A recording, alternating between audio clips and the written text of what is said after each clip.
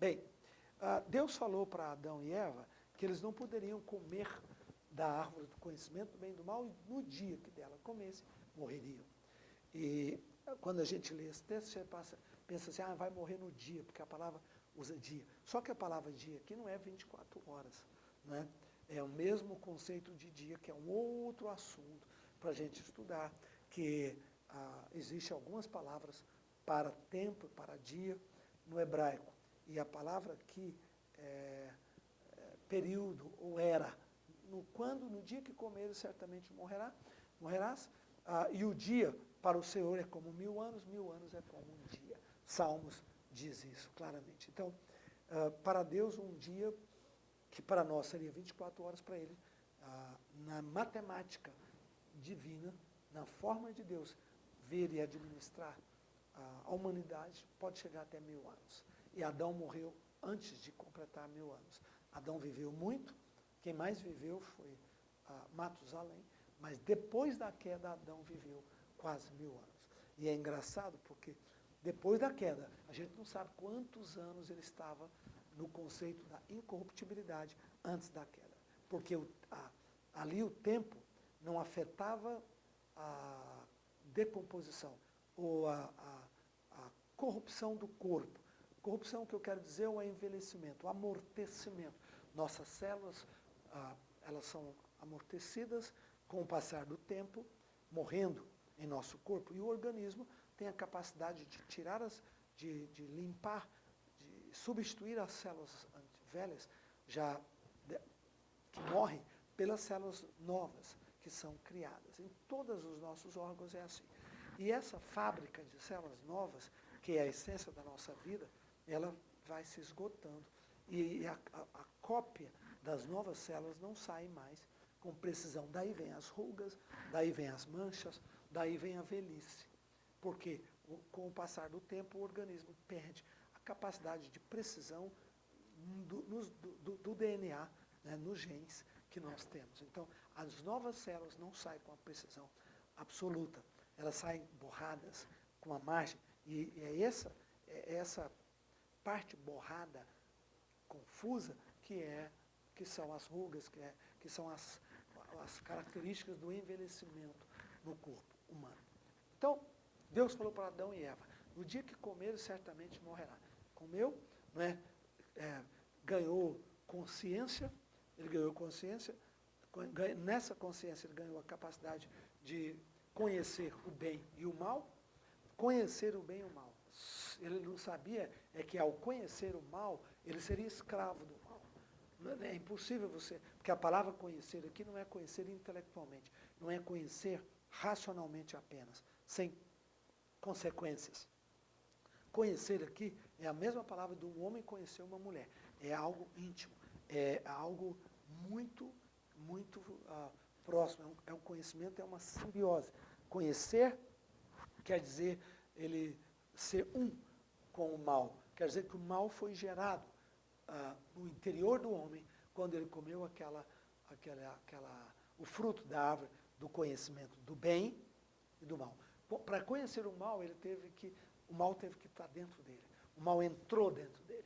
E a partir daí, então, nós vemos a maldade como uma das faces, como um dos aspectos da humanidade. Toda a humanidade tem a face do bem, mas também tem a face do mal. A raiva, a ira, a vingança, o ódio, a fofoca, a maldade, tudo isso é a face, a violência, tudo isso é a face do mal, né? Que está impregnado em nós.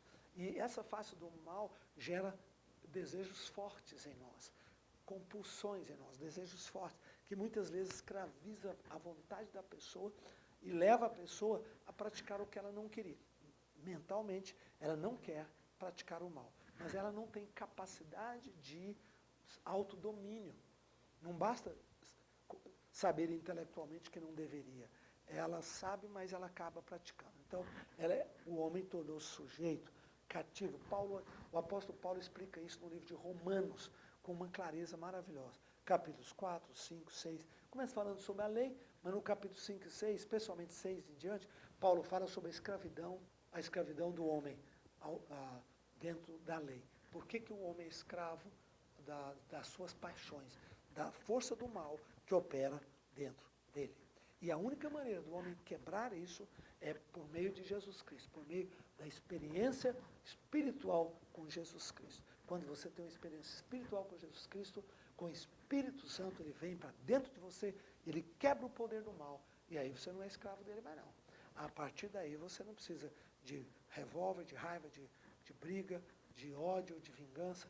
Você tem a capacidade de perdoar, você é uma nova pessoa, você ganha uma nova capacidade. Bem, o assunto não é esse, eu dei apenas uma entradinha, o assunto é morte. A partir dali, então, Adão e Eva saíram do paraíso, do Éden, e ao sair, eles levaram o mal dentro deles, porque eles eram agora conhecedores íntimos do bem e do mal, e eles passaram isso para seus filhos, e um dos filhos deles, o mais velho, chamava-se Caim, e o mais novo, Abel, e vocês todos sabem que Caim matou Abel de inveja. O mal começou a aparecer, o mal começou a se mostrar na humanidade. E a morte começou a entrar de maneira tão inesperada, tão violenta, não é?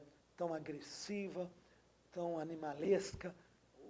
O filho, o irmão mais velho, assassina o irmão mais novo, só de raiva, de ódio, de ira, porque o Senhor agradou mais na oferta de Abel do que a oferta de Caim. Eu sempre prego, por que Caim não aprendeu com Abel, mas odiou Abel e amaldiçoou Abel e foi se invejar? Né? Às vezes, o sucesso das outras pessoas pode causar duas coisas em nós, ou aprendizagem ou inveja. Com a inveja vem o ódio, vem o desejo de destruição. Com a aprendizagem vem o crescimento. Então, se você vê alguém prosperar, não inveje, não assassine sua reputação, seu coração, aprenda com ele. Pergunte por que ele alcançou, como ele alcançou. Né? O próximo ano, o ano que vem, Caim poderia trazer uma oferta melhor que a de Abel. Era questão apenas dele aprender quais princípios Abel usou e por que o Senhor agradou de Abel e não da sua oferta.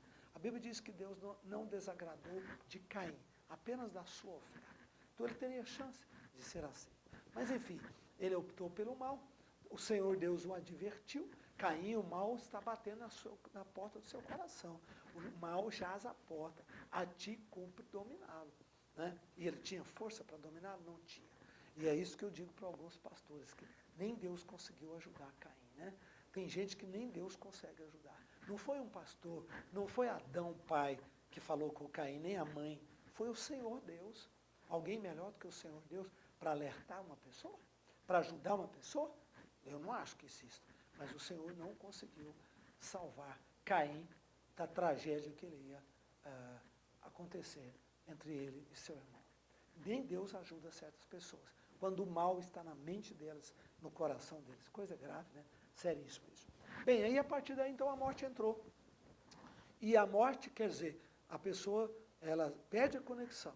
Ela simplesmente é desligada do nosso sistema, desligada do nosso contexto, desligada do nosso mundo, do nosso meio ambiente, da onde nós estamos ou vivemos. Eu quero ainda dar um texto também em Romanos, né? Eu quero ler Romanos capítulo 6, aqui, quando o apóstolo Paulo fala sobre a questão da morte, e ele diz assim, Romanos 6, ele diz, porque se formos unidos a ele na semelhança da sua morte, falando sobre a morte de Jesus e o batismo, semelhança da sua morte, seremos também na semelhança da sua ressurreição. A palavra morte, Romanos 6, 5, né, a palavra morte usada aqui no livro de Romanos, capítulo 6, versículo 5, já no Novo Testamento, Romanos 6, 5, Paulo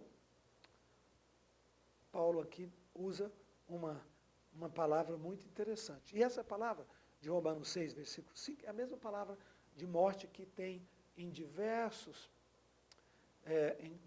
versículos. A palavra morte no grego é thanatos. Thanatos ou Thanatos com TH, Thanatos ou Thanatos, que é separação, não é ausência, separação. Houve uma separação do espírito e do corpo, houve uma separação da pessoa com o meio ambiente, com a sociedade. Separação da alma e do corpo, como eu já falei. É uma ideia que implica voltar ao mundo inferior, voltar ao mundo numa área escura, equivalente à região das trevas. Perca daquela luz interior, daquela energia, daquela vida interior. Então essa é a palavra Thanatos, ou Thanatos, morte no grego. E essa é a palavra que Paulo sempre usa, todos os escritores da Bíblia do Novo Testamento normalmente